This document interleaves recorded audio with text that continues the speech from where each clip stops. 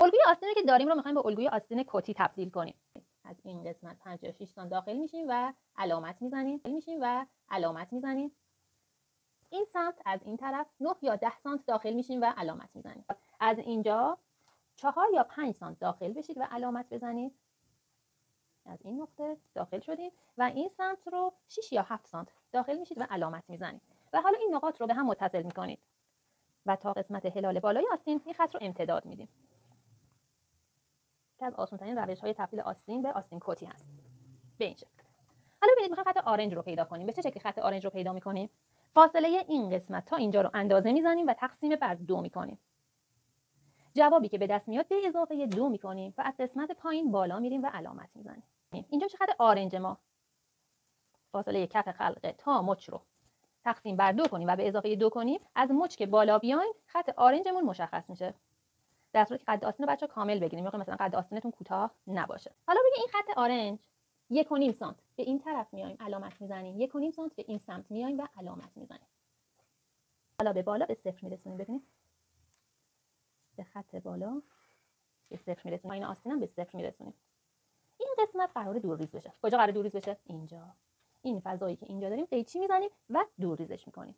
قبل از اینکه دورریز کنیم بچه‌ها رو این تیکه کوچیکه هم بنویسید الگوی جلو که این قسمت رو بدونیم جلو آستینه. این طرف هم بنویسیم پشت جلو و جلو. حالا این قسمت رو دورریز میکنیم به این شکل. حالا ببینید چیکار میکنم. این قسمت رو برمیدارم این طرف میذارم. یه کنار آستینمونه. کنار آستین این طرف رو میاریم این طرف میذاریم، کنار آستین این طرف میذاریم.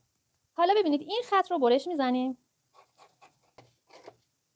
ما بین اینا باید کاغذ بذاریم چون این 1.5 سانتی که از اینجا و اینجا کم شد میخوایم به اینجا اضافهش کنیم. این زیر به این شکل کاغذ بذارید و مجدد اینا رو چسب بزنید.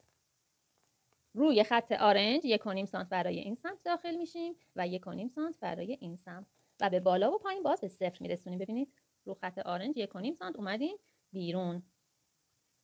حالا اینا رو مجدد رسم میکنیم.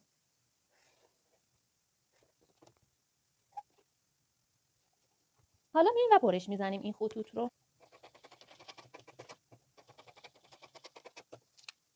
اگه دقت کرده باشین بعضی از آستین کتی‌ها قسمت پشت آستین چند تا دکمه خورده و حالت یه پیلی داریم.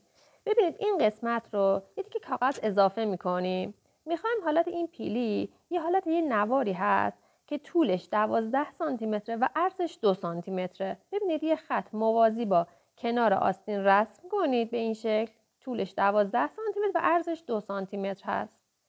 این قسمت رو ببینید در هر دو قسمت الگو تو قسمت پشت رسم کردیم. ببینید قسمت‌های پشت آستین رو این تیکه رو براش متصل کردیم. ببینید. حالا بقیه کاغذ رو دور ریز کنید اگه قسمتی اضافه داره.